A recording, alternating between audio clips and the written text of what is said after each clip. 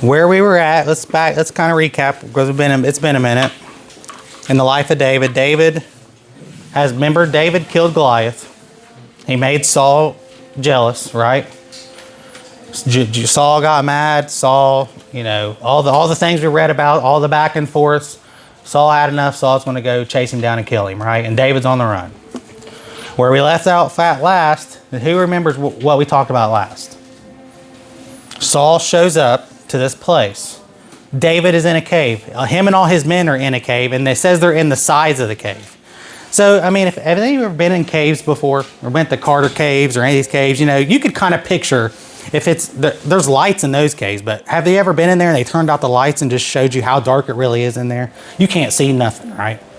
So you could picture David could have like 300 men in the sides of this cave. It could be this big labyrinth of cave, and they see somebody walking in the opening and all just like, let's be quiet. Here's somebody coming in. Oh, it's Saul. Saul's coming through the opening.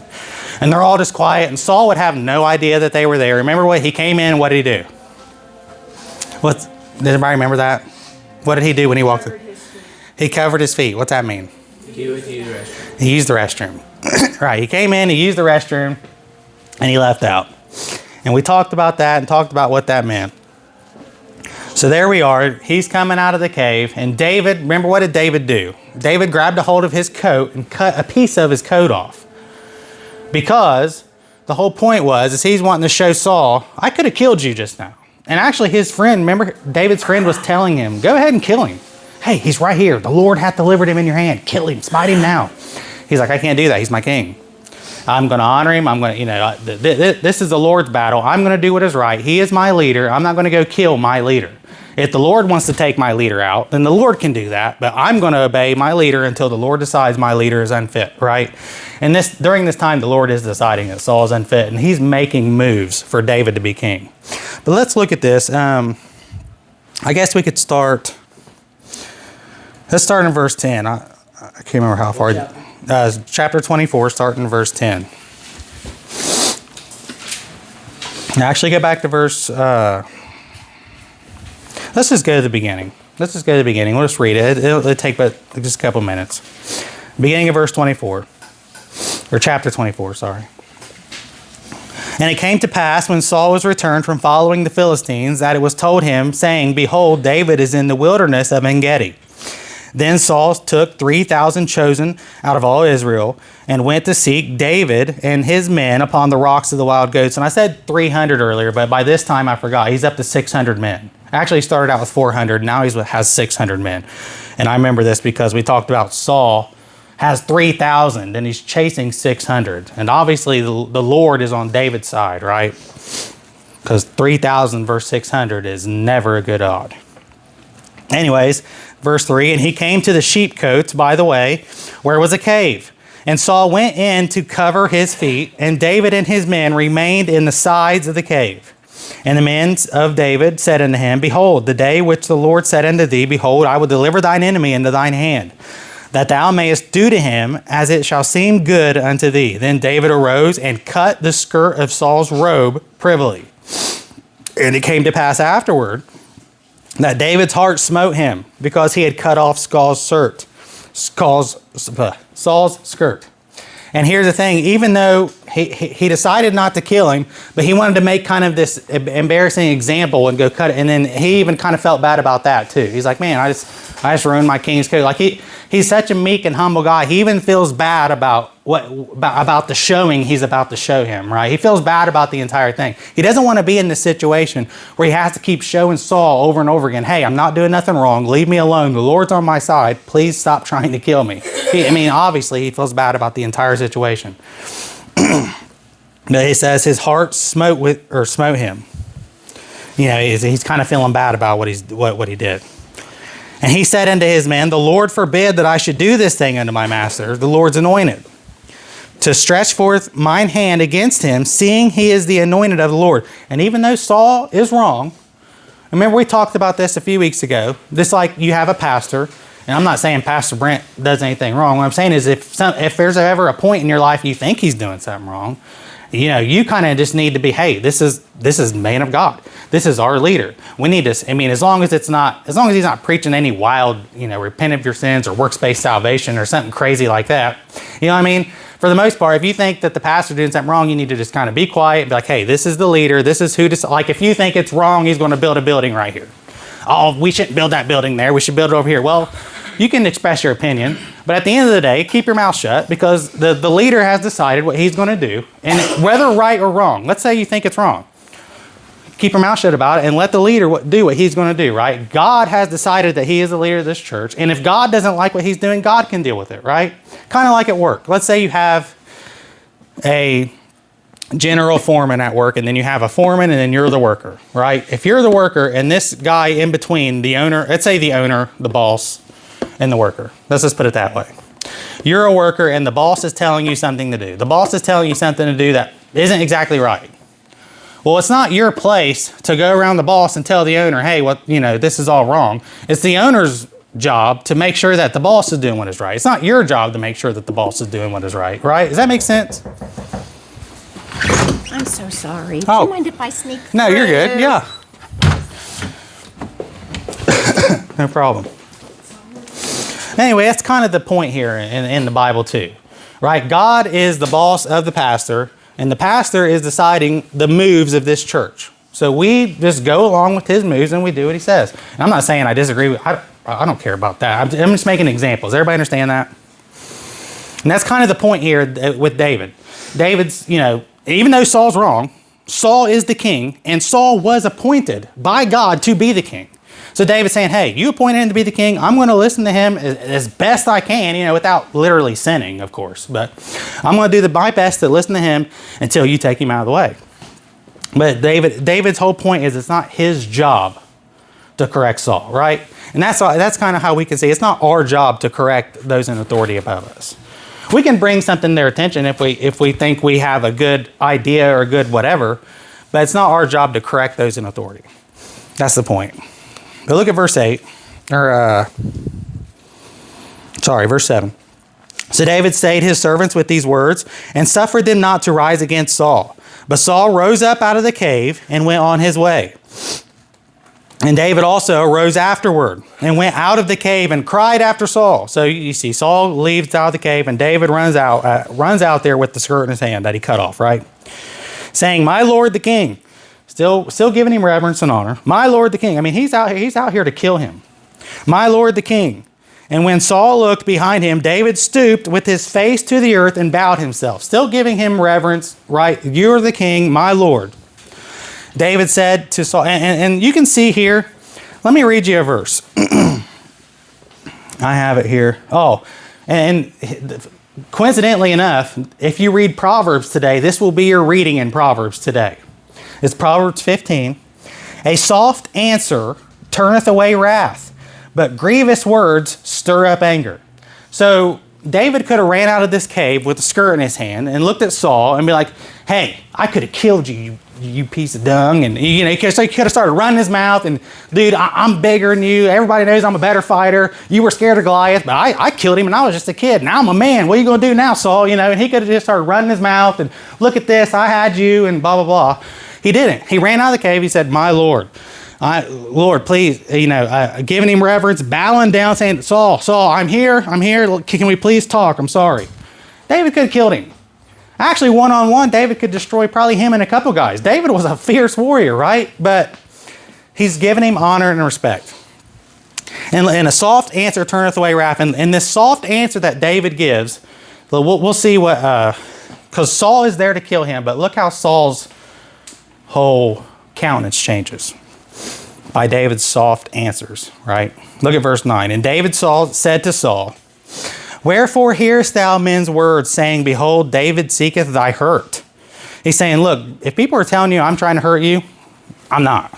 I literally could have just killed you, and I don't want to hurt you at all. Behold, this day thine eyes have seen how that the Lord hath delivered thee today into mine hand in the cave. And some bade me kill thee, but mine eye spared thee, and said, I will not put forth mine hand against my Lord, for he is the Lord's anointed. He's saying this to Saul. He's saying, I just had you, man. I don't want to kill you. If people are telling you, I want to hurt you, that is not true. I do not want to hurt you. I do not want to disrupt your kingdom. I don't want to do, I'm not trying to be a problem at all. I am literally your servant, Saul. And look, he says this, moreover, my father. The reason he calls him his father is because he's supposed to be married to Saul's daughter. You remember this when Saul gave him his daughter in marriage? Now Saul, I don't know if it's during this time or not, but Saul has ended up taking his daughter back and giving her to some other guy during this whole time. But David is, and I don't know if it's already happened or not, but we see later in the story that this happened in the past. So we don't know exactly when Saul did it, but I would suspect that Saul has already done so. And anyways, the point is he's still reverencing, saying, you know, this, they called them, if he was his father-in-law, they would still say my father, right? They wouldn't say father-in-law. They would just still call him father. Just like, you know, people who are married, the parent of the other, sometimes, you know, there's been messages and I've called Renee mom or whatever, but you know what I mean?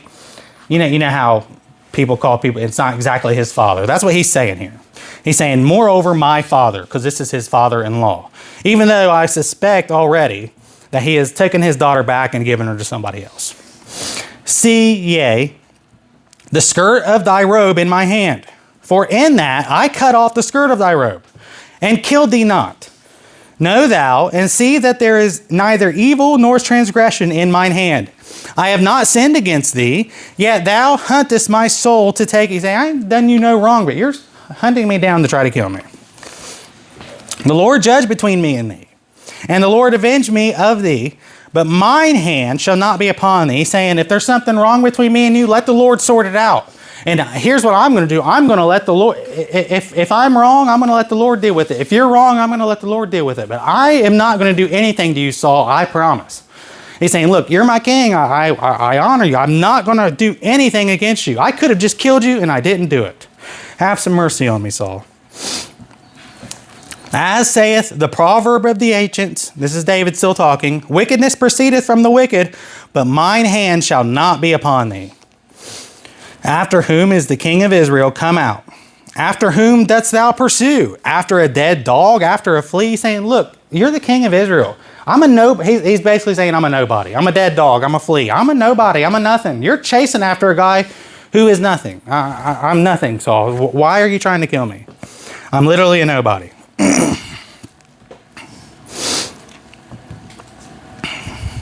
16.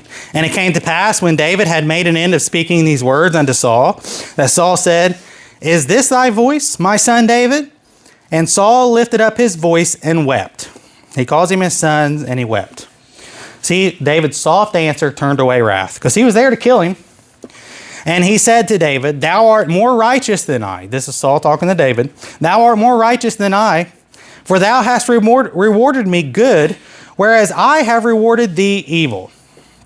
And Proverbs 17:3, this is something you're going to read in a couple of days if you're reading your Proverbs. Proverbs 17:13 says this, whoso rewardeth evil for good, evil shall not depart from his house. And Saul is admitting that he has been rewarding good for evil. All of David's good, all of David's respect and loyalty towards Saul has been rewarded with evil, has been rewarded with him being hunted down and trying to be killed. And the Bible says, when you do this, when you reward people's good behavior with evil, that evil will come on your house and will not depart out of your house. And we see with this with Saul. The evil does not depart out of Saul's house. It does not depart until he dies. And actually, after he dies, we'll keep seeing the evil that reigns through Saul's house because of Saul's actions here. Because David is loyal, David is honoring him, David wants to serve him. He just keeps rewarding all of David's good and honorable behavior with evil. And the Bible makes that clear. When you do that, then fine, evil won't depart out of your house either, right? It's kind of, you reap what you sow kind of a thing, right? So,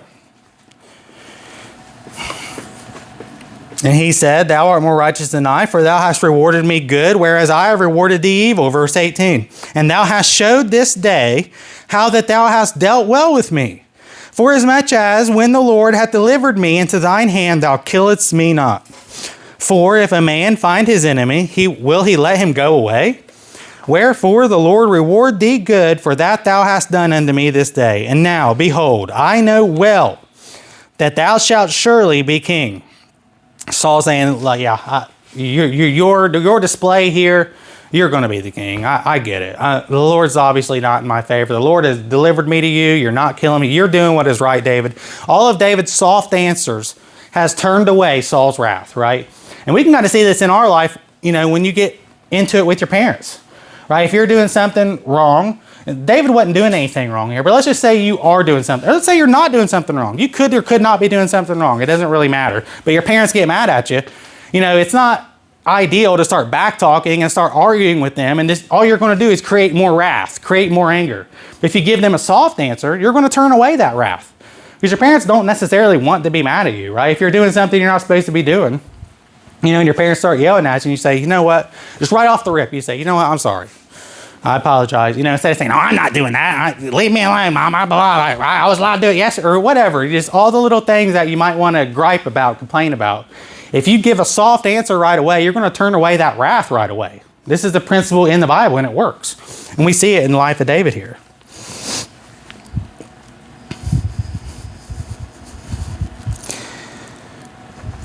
Verse 20. And now behold, I know well that thou shalt surely be king, and that the kingdom of Israel shall be established in thine hand. Swear now therefore unto me by the Lord, that thou wilt not cut off my seed after me, that thou wilt not destroy my name out of my father's house. And David sware unto Saul, and Saul went home, but David and his men gat them up unto the hold. So Saul says, I'm sorry, you are going to be king one day. Will you do me one favor? Will you at least not destroy my house?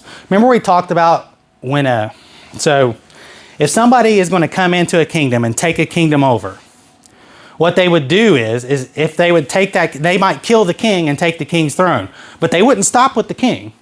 They would kill all the king's descendants, their sons, their brothers, right? And the reason they would do this is so that nobody has claim by blood to the throne.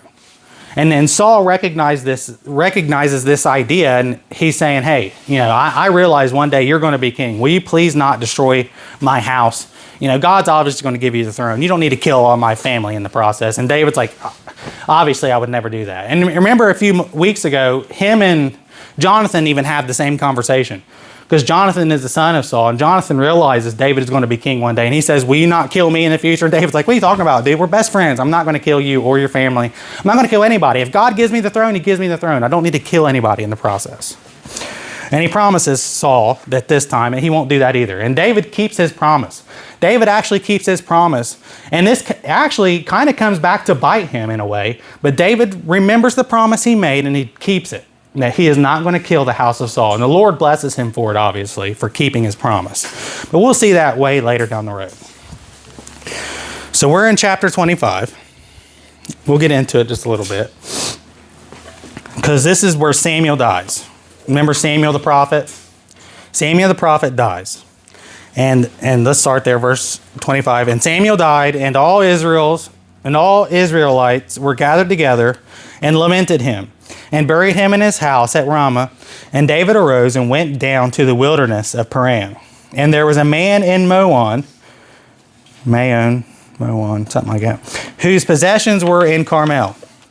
And the man was very great, and he had 3,000 sheep and 1,000 goats, and he was shearing his sheep in Carmel. Now the name of the man was Nabal, and the name of his wife Abigail. And she was a woman of good understanding and a beautiful countenance, but the man was churlish and evil in his doings. He was of the house of Caleb. Churlish, I'm not sure what churlish really means, but what I think what's trying to say is Nabal is kind of a cheapskate.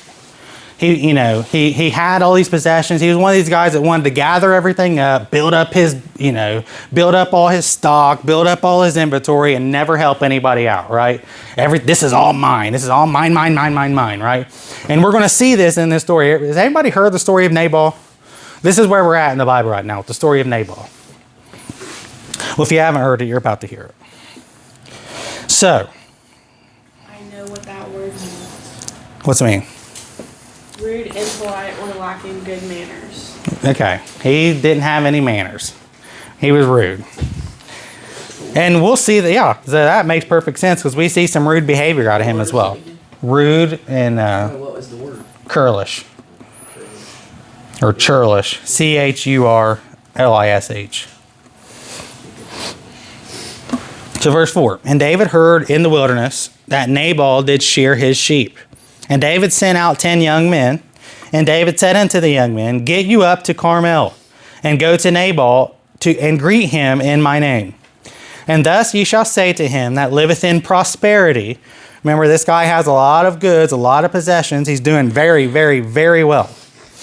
Peace be both to thee, and peace be to thine house, and peace be unto all that thou hast.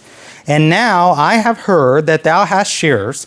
Now thy shepherds, which were with us, we hurt them not, neither was there aught missing unto them, all the while they were in Carmel. Here's what he's saying, and we'll see a little bit more of this story later. But David was literally fighting some battle in this area where this guy is at. And not only was that no hurt come to any of his people or any of his property or anything he had, he also protected that man's property for no reason. Just because David was there apparently and that guy wasn't doing nothing to him, he goes, we're not going to hurt them. And by the way, we'll protect these people. They're not bothering me at all. And maybe later on down the road, maybe he can help me out in some way. Well, this is that later on down the road. This is when David is saying, hey, remember when I helped you out? I kind of need a favor right now. This is what's going on. Ask thy young men, and they will show thee. This is verse 8. Wherefore let the young men find favor in thine eyes, for we come in a good day. Give, I pray thee, whatsoever cometh to thine hand unto thy servants and to thy son David. Saying, we need some help. Can you help us out with a few things? They're out in the wilderness and they're needing supplies. And when David's young men came, they spake to Nabal according to all those words in the name of David and ceased. And Nabal answered David's servants and said, Who is David? And who is the son of Jesse? There be many servants nowadays that break away from every man his master. He's saying, look, who is David? I've never heard these guys. They're a nobody. There's all these low lifes. They're supposed to be serving their masters, but they break away and try to do their own thing, right? It's kind of like a high businessman, and maybe he sees some lowly guy who's trying to start a small business, right? Maybe I don't know. Let's just take a wild example. Let's say it's Sam Walton and he owns Walmart. Let's say you have some guy who's just trying to start a small mom and pop general store. And you have Sam Walton over there. Look at this low life. I mean, come on. What are we doing here? You just need to go back and work in one of my stores. You need to go back and just have a normal job. Stop trying to do what I'm doing over here, okay? Stop trying to be like me. I'm kind of high. I have servants. I have royalty. And I've never even heard your name. And now you're trying to do what you know what I mean? This is kind of the attitude he has. This is what he's saying. There be many servants nowadays that try to break away from their masters and do their own thing. That's what he's saying. Shall I then take my bread and my water and my flesh that I have killed for my shears and give it unto men whom I know not whence they be? So but he does know these people because these people literally protected his entire substance. Like they made sure he kept everything. So David's young men turned their way and went again and came and told him all those sayings. And David said unto his men, Gird ye on every man his sword. And they girded on every man his sword. David's mad. He's saying, okay, gird on every man his sword. And they girded on every man his sword. David also girded on his sword. And there went up after David about 400 men, and 200 abode by the stuff. He had 600 men. 400 went with him to go. They're going to go take care of Nabal. Like, really, Nabal, you're not going to help me out? All right, fine. We'll just come kill you. This is wrong, and this is wrong out of David. And David doesn't actually do it. But he's mad and he's fired up, right? But one of the young men told Abigail, Nabal's wife, saying, Behold, David sent messengers out of the wilderness to salute our master, and he railed on them. But the men were very good unto us, and were not hurt. Neither missed we anything, as long as we were conversant with them, when we were in the fields. Like, now Abigail's coming to Nabal saying, Hey, Nabal, rethink this. Remember all the protection we had from this guy? We were in the fields. There's war going on. Not only did they not hurt us, they protected us. We have all this stuff because David was out there killing people and protecting us. What are you doing? And this is her husband. They were a wall unto us both night and day. They protected us from this war. They were like a wall out there. And while we were with them, keeping the sheep. Now therefore know and consider what thou wilt do, for evil is determined against our master, and against all his household. For he is such a son of Belial, that a man cannot speak to him.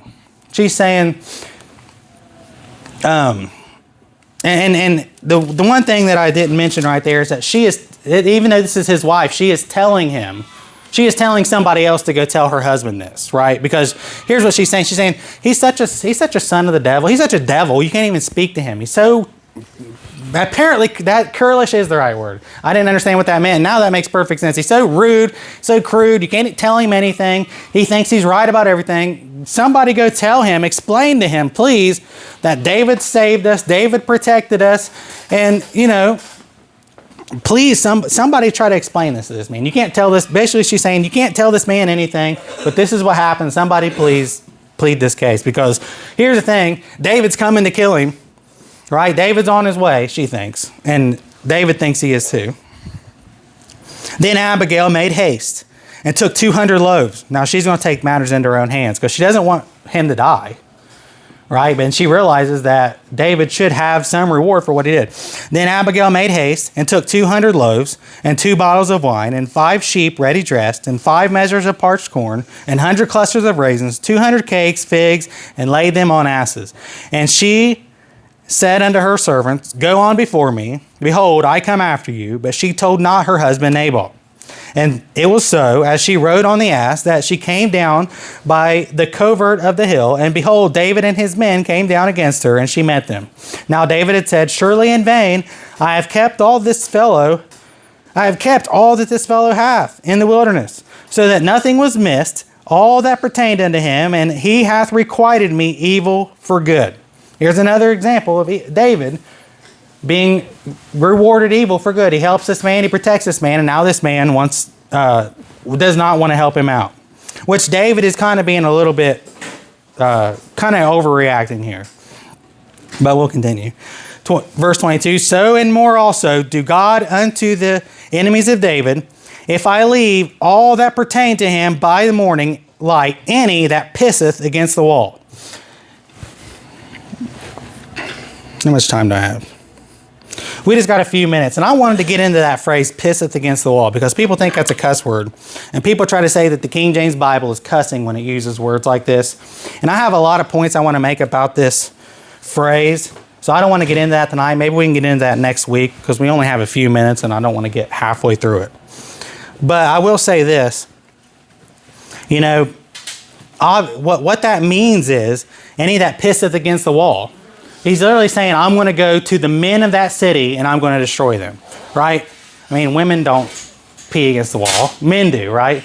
I mean, and the reason he's using this language is he's not just saying everybody that's a male from 0 to 100. He's saying the men of the city. It's kind of just like a saying. It doesn't necessarily mean every single person that has ever peed against the wall, I'm going to kill them. No, what he means is the men of the city. I'm going to go to this city and I'm going to find the men, right? And I'm going to kill every one of them. And maybe you've heard somebody do this before, and maybe you ever heard somebody be like, "Oh, I'm going to come over there and I'm going to beat you up, and you better get 6 of the toughest guys if you want to try to whip me. You go find 6 tough men because I'm going to whip you and all your buddies." You ever heard anybody say anything like that? It's kind of what David's saying. So I'm going to go down there and I'm going to destroy all the men. Anybody thinks they're a man, anybody stands up and pisses against the wall, I'm going to go down there and I'm going to kill them. I'm not going to leave any of them alive. David's kind of overreacting, but that's what that statement means. And we'll talk more about that because the New Modern Versions there's people who push the New Modern Versions who try to say the King James Bible is cussing, and they try to change the Word of God. And we'll get into all that, but I want to get into that next week.